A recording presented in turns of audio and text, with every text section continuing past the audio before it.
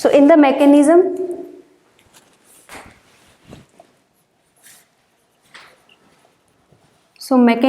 involve, number A is complement dependent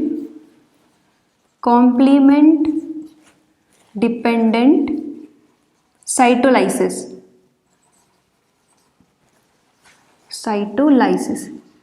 अब हम एक एक करके जो है इसके मैकेनिज्म को चेक करते हैं, हाइपर सेंसिटिविटी के मैकेनिज्म को. So complement dependent cytolysis, number B1 is complement dependent inflammation.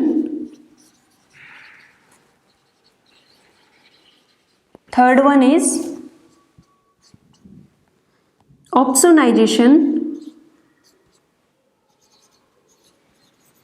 Number fourth one is ADCC. ADCC means antibody dependent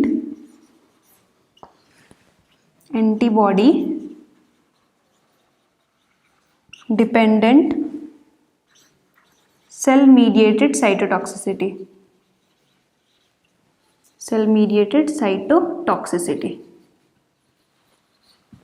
okay, so हम एक एक करके इसका मैकेनिज्म चेक करेंगे. So complement dependent cytolysis first mechanism है. Second one is complement dependent inflammation, and the third one is opsonisation, and the fourth one is antibody dependent cell mediated cytotoxicity.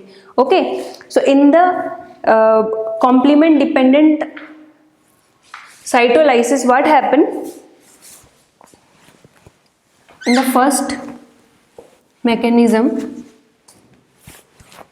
Let's suppose the target cell we can take is RBC. हमने जो है RBC target cell Lee. This is RBC target cell. Okay, and what we can do is, इसमें जो antigen यहाँ पे present है RBC के ऊपर, ये हमारे पास है एंटीजन ए. कौन सा? Antigen A. ठीक है, तो एंटीजन ए है. Then the blood group will be A, right? So blood group A अगर होता है तो हम क्या करेंगे? ट्रांसफ्यूज करवाएंगे ब्लड ग्रुप का. ट्रांसफ्यूज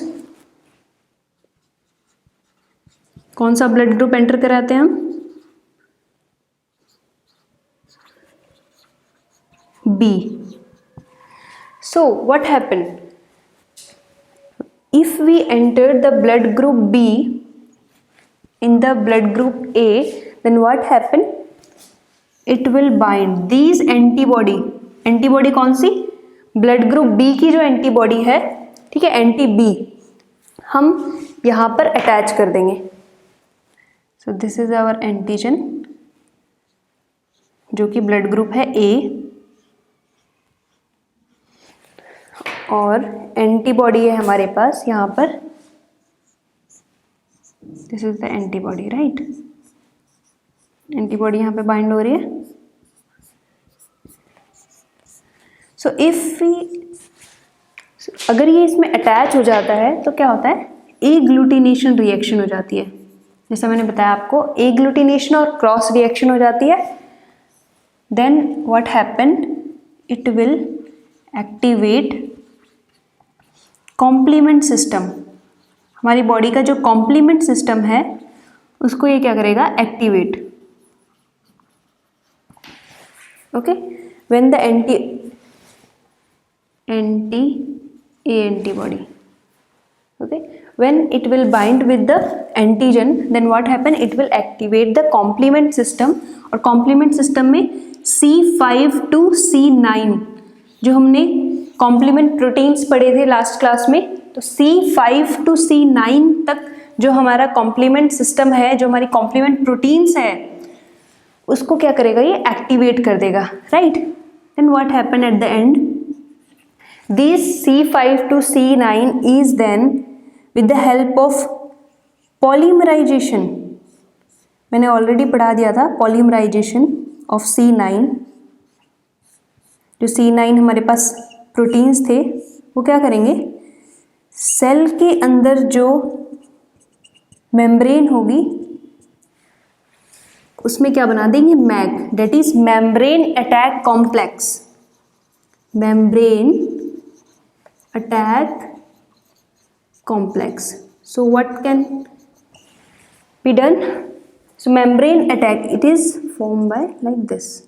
ओके, सो ये जो मैग क्या करता है, ये क्या करता है, पोर्स बना देता है। जो हमारे टारगेट सेल है उसके अंदर जो है पोर्स बना देता है और पेनिट्रेट होके और सेल की लाइसिस हो जाती है।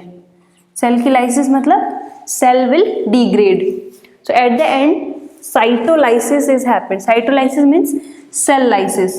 Okay, so initially what happened in the first mechanism, complement dependent cytolysis. So we take, तो हमने क्या लिया, आरबीसी टारगेट सेल ली, ठीक है। टारगेट सेल में फिर हमने क्या करा, एंटीजन जो था वो ए था, and then we added, we transfuse the blood group anti B, ठीक है, क्योंकि एंटीजन ए के अगेंस्ट तो एंटी बी ही एंटीबॉडी चाहिए हमें, राइट। सो एंटी बी जैसे ही हमने इसमें ट्रांसफ्यूज कराया, what happen, complement system activate होने के बाद C5 to C9 जो प्रोटीन है, जो कॉम्प्लीमेंट प्रोटीन है, उन्होंने क्या करा, जो मैग हमारा कॉम्प्लेक्स था, that is membrane attack complex, उसको एक्टिवेट करा और पोर्स बनाने के बाद हमारी जो सेल है, हमारी जो टारगेट सेल है, उसका लाइसिस करा दिया। सो टारगेट सेल जैसे ही लाइसिस हुई, then some symptoms are recognise. तो सिम्टम्स जो रिकॉग्नाइज हुए हैं उसमें हाइपर सेंसिटिविटी इन्वॉल्व होती है। ओके, तो एट द एंड यहाँ पर हाइपर सेंसिटिविटी इन्वॉल्व हुई। This is the first mechanism. And the second one is, what happened in the second one is complement dependent inflammation. तो wording से ही पता चल रहा है कि inflammation at the end हमारा जो complement system है उसके थ्रू inflammation हो जाएगा और सेल की जो है lysis हो जाएगी। Okay, so again we will move further, complement dependent inflammation. तो हम एक बार second mechanism check कर लेते हैं। So complement dependent B1 is inflammation. So in this type, same we will take our cell, that is RBC. इस बार हमने क्या लिया है, RBC जो टारगेट सेल ली है, that is coated with drug. RBC coated with drug. Okay, ये जो हमारी RBC सेल है इसके ऊपर ये जो कोट करा हुआ है ये ड्रग्स है, राइट। अब हम क्या करेंगे, ऐड करेंगे एंटीबॉडी। एंटीबॉडी जैसे ही ऐड करते हैं, so what will happen, this drug is then bind with antibody. एक कॉम्प्लेक्स बन जाएगा एंटीबॉडी और एंटीजन का, right. So this will make a complex, right. And after making the complex what will happen, it will again activate our complement system, activate our what, complement system. Okay, so इस बार जो complement system हमारी protein activate होगी वो C3A and C5B। This is very important. Initially complement dependent cytolysis में जो हमारी complement protein activate हो रही थी वो कौन सी हो रही थी, C5 and C9, right. But in this complement dependent inflammation ये क्या करेगी, C3A प्रोटीन और C5B इसको जो है एक्टिवेट करेगी। Okay, so at the end what will happen, this protein will activate macrophages cells, macrophages cells, and this macrophages cell is then damage the target cell. Damage the target cell. So at the end ये जो target cell जब damage हो रहा है, then some symptoms are released and these symptoms cause hypersensitivity.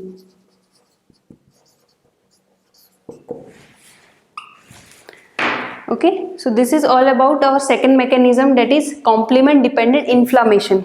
इसमें क्या हो रहा था, इसमें द मेन टारगेट हम मैक्रोफेजेस को लेते हैं और मैक्रोफेजेस किसके थ्रू एक्टिवेट हो रहा है, C3A और C5B प्रोटीन.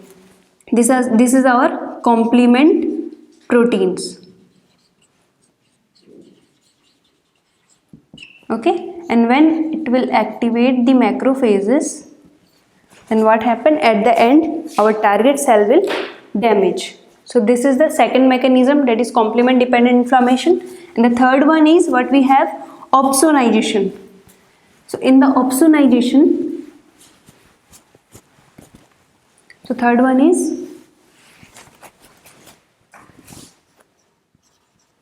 opsonization.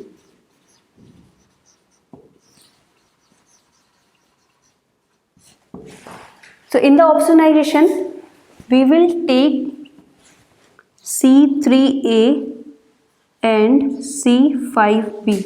ये जो प्रोटीन्स ऑलरेडी एक्टिवेटेड थे, कॉम्प्लीमेंट प्रोटीन्स है ये C3A एंड C5B, राइट.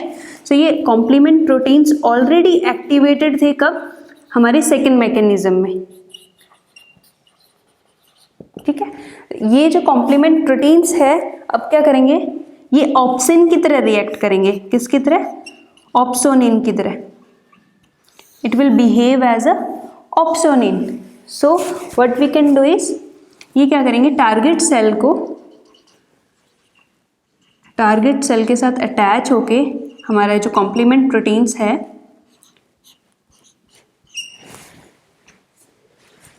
हमारी एंटीबॉडी के साथ क्या करेंगे, ये अटैच हो जाएंगे like this. This is our antibody. और एंटीबॉडी के ऊपर यहाँ पर ये कॉम्प्लीमेंट प्रोटीन्स क्या हो जाएंगे, अटैच हो जाएंगे.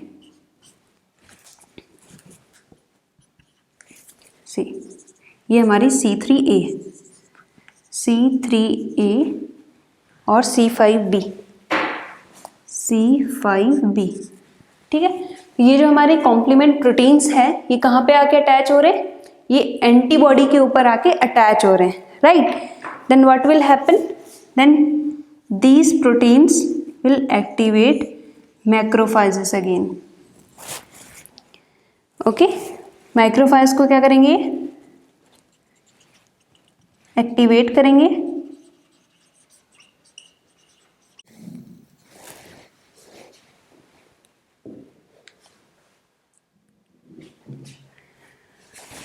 ओके, सो यहाँ पे जब कॉम्प्लेक्स बना है एंटीजन और एंटीबॉडी का, देन व्हाट हैपन, हमारा जो C3A है और C5B जो प्रोटीन्स है, कॉम्प्लीमेंट प्रोटीन्स, ये यहाँ आकर बाइंड हो जाएंगे. ओके, सो बाइंड होने के बाद क्या करेंगे, it will activate the macrophages cell and macrophages cell is then opsonization करवाएगा. और opsonization at the end phagocytosis of RBC cell, हमारी जो RBC सेल है उसकी फैगोसाइटोसिस हो जाएगी यहाँ पर. And then the hypersensitivity two is done, right. So this is the third mechanism where what happen, opsonization process is done, and in the opsonization C3A and C5B, this will behave as a opsonin, and opsonin is then react with the antibody, and antibody is then activate the macrophages cell, and this cell is when activated, then the phagocytosis of RBC at the end is occur, right. So this is the third mechanism responsible for the type 2 hypersensitivity, and the fourth one is ADCC, that is antibody dependent cell cytotoxicity. So in the ADCC what happened, let's see, ADCC, right. So antibody dependent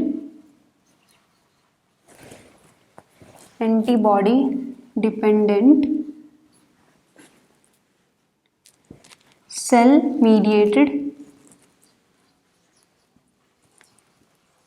cytotoxicity.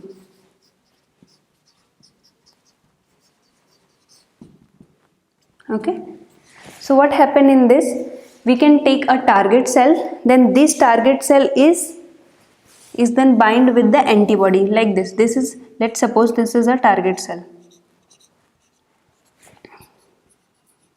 This is our target cell, right?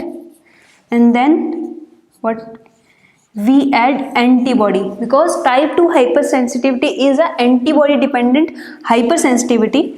So when we add the antibody, what happen, this cell is then bind with antibodies.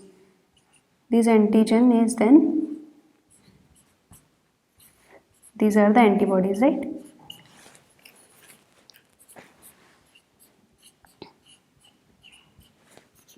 So this antibody is, what it can do, this antibody will activate the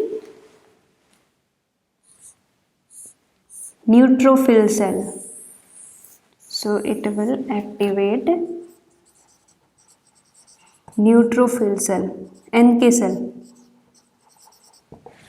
okay, so NK cell क्या करेगी, NK cell के ऊपर ये जो receptors present होते हैं, these are the antibody receptor. So ये receptor क्या करेंगे, यहाँ पर हमारे जो एंटीबॉडी है इसके साथ यहाँ पर बाइंड हो जाएंगे, राइट, FC रीजन पे. और जैसे ही बाइंड होंगे, what it can do, NK cell is then damage the target cell.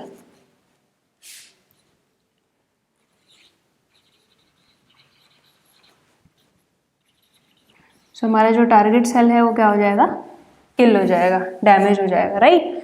So this is the complex of antigen और एंटीबॉडी का. जैसे कॉम्प्लेक्स बनता है तो हमारे जो ADCC में क्या होता है, NK सेल्स आती हैं, और NK cells natural killer cells होती है. एंड नेचुरल किलर सेल्स क्या करती हैं, ये जो हमारी टारगेट सेल है इसको क्या करेगी, डिग्रेड कर देगी और डिस्ट्रॉय कर देगी, right. So during this is the mechanism, whole mechanism of type 2 hypersensitivity, which is basically antibody dependent. Okay, antibody dependent है, इसीलिए इसको क्या कहेंगे हम, एंटीबॉडी डिपेंडेंट हाइपरसेंसिटिविटी. अब हमारे पास थर्ड वन है, third type of hypersensitivity, it is known as immune complex hypersensitivity. Okay, type third है हमारे पास.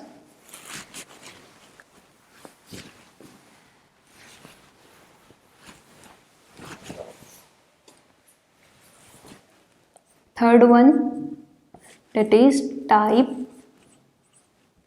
third hypersensitivity.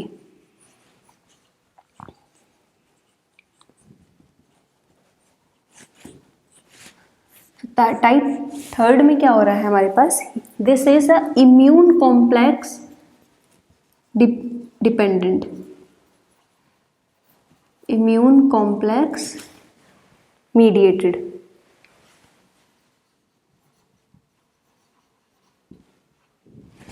Okay, so what happen, मैं एक यहाँ पर एक फ्लो चार्ट बना देती हूँ जिससे आपको समझ में आ जाएगा. लेट्स सपोज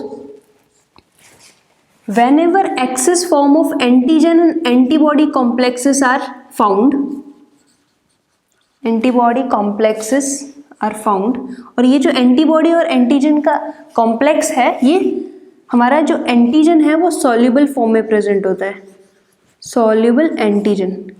ठीक है, कॉम्प्लेक्स बनने के बाद क्या होगा, what happen, deposition of antigen antibody complex. and then what happen, it will do the activation of complement activation of complement system. ठीक है, ये तो क्या हो रहा है यहाँ पर क्या हो रहा है, टाइप थर्ड हाइपर सेंसिटिविटी में इम्यून कॉम्प्लेक्स मीडिएटेड होता है। Immune complex mediated means it involve the antibody और एंटीजन का कॉम्प्लेक्स इन्वॉल्वेशन होता है। और यहाँ पे जब भी हमारी बॉडी के अंदर एंटीबॉडी और एंटीजन का कॉम्प्लेक्स एक्सेस हो जाता है, मतलब बहुत ज़्यादा हो जाता है, तो वो क्या करते हैं, डिपोजिशन हो जाती है उसकी, किसमें, हमारी जो सेल्स है उसकी जो लेयर है उसमें डिपोजिशन हो जाती है। Then what happen, the activation of complement system is done and then this complement system is then damage that tissue. At the last क्या करता है, ये हमारा जो कॉम्प्लीमेंट सिस्टम है वो क्या करेगा, जिस टिश्यू, जहाँ पर भी ये टिश्यू पे डिपोजिशन हुआ है उस टिश्यू को क्या करेगा, डैमेज कर देगा, राइट। डैमेज करने के बाद जो भी सिम्टम्स राइज होते हैं which will show the hyper sensitivity, third hyper sensitivity. Okay, तो हम एक बार डायग्रामेटिकली देख लेते हैं इसका जो हमारा जो थर्ड हाइपर सेंसिटिविटी है वो कैसे फॉलो हो रहा है, right. So let's suppose this is our cell, this is a normal cell, ये नॉर्मल सेल की मेम्ब्रेन है, राइट। सो नॉर्मल सेल में यहाँ पर हमारा एक क्या हो रहा है, एंटीजन एंटर हो रहा है, this one is antigen and this antigen is then bind with antibody. So antigen antibody का एक क्या बन जाएगा, कॉम्प्लेक्स बन जाएगा, सी।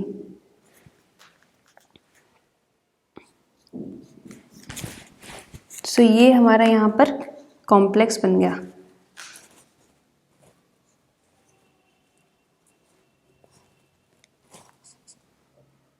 ओके, सो ये जो कॉम्प्लेक्स है ये कहाँ पर डिपॉजिट हो रहा है, ये मेम्ब्रेन के ऊपर डिपॉजिट हो रहा है। यहाँ पर बहुत सारे क्या होंगे, हमारे एंटीजन और एंटीबॉडी कॉम्प्लेक्स बन जाएंगे, like this. Okay, so again we will show in a, so हमारी जितनी भी सेल की जो मेम्ब्रेन है उसमें सब में डिपॉजिट हो जाएंगे, क्या डिपॉजिट हो जाएंगे, complexes, right. So these are the complexes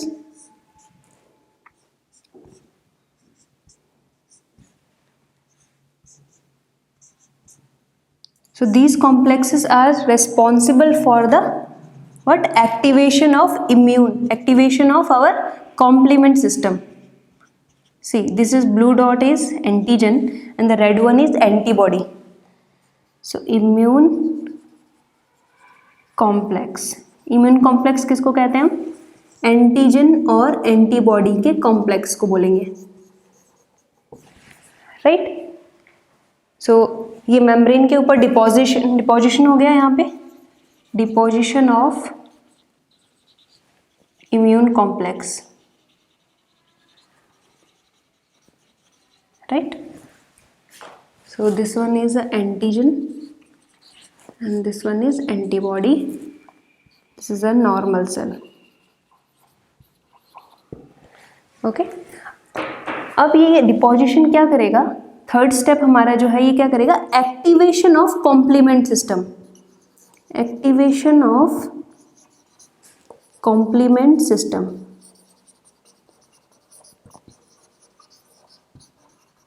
so complement system का जैसे ही एक्टिवेशन होगा, what it will do, C3A and C5B, जो हमारे पास प्रोटीन है C3A एंड C5B, ये एक्टिवेट हो जाएंगे। कौन से compound, C3A and C5B activate हो जाएंगे एंड देन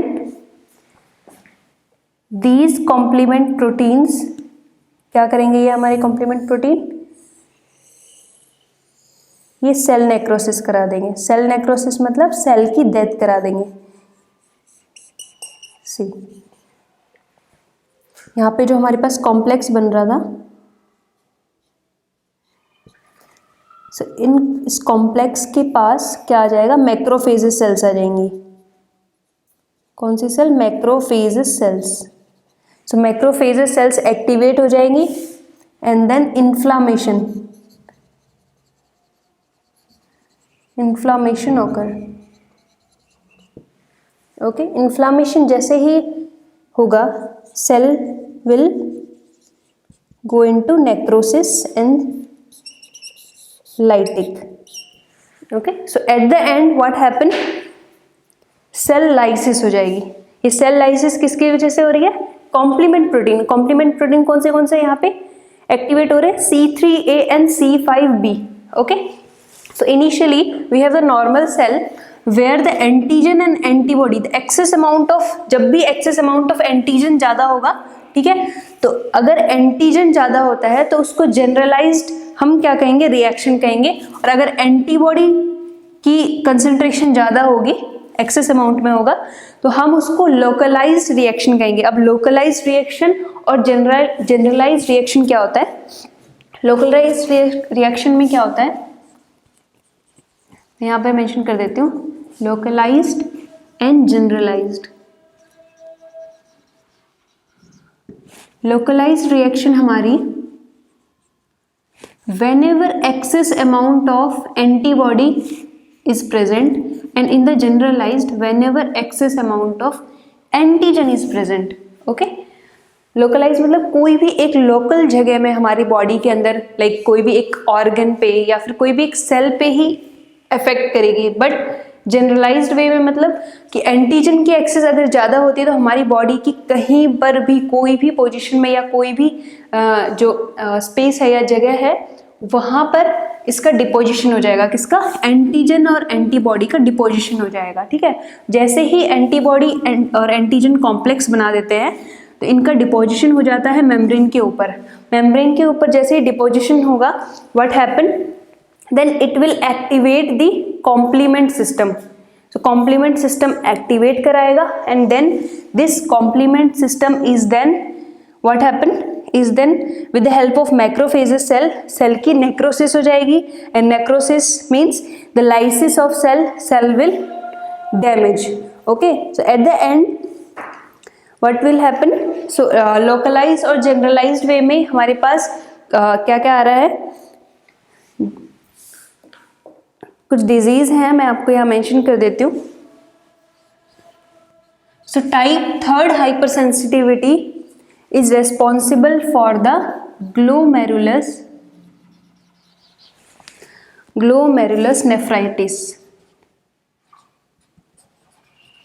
नेफ्राइटिस और है हमारे पास आर्थराइटिस। सो ये जो दो डिजीज हैं रिस्पॉन्सिबल है किसके अगेंस्ट, यहाँ पर हमारा जो टाइप 3 हाइपर सेंसिटिविटी है इसकी वजह से ये डिजीज जो है कॉज होती है। Right, this is all about hyper sensitivity 3।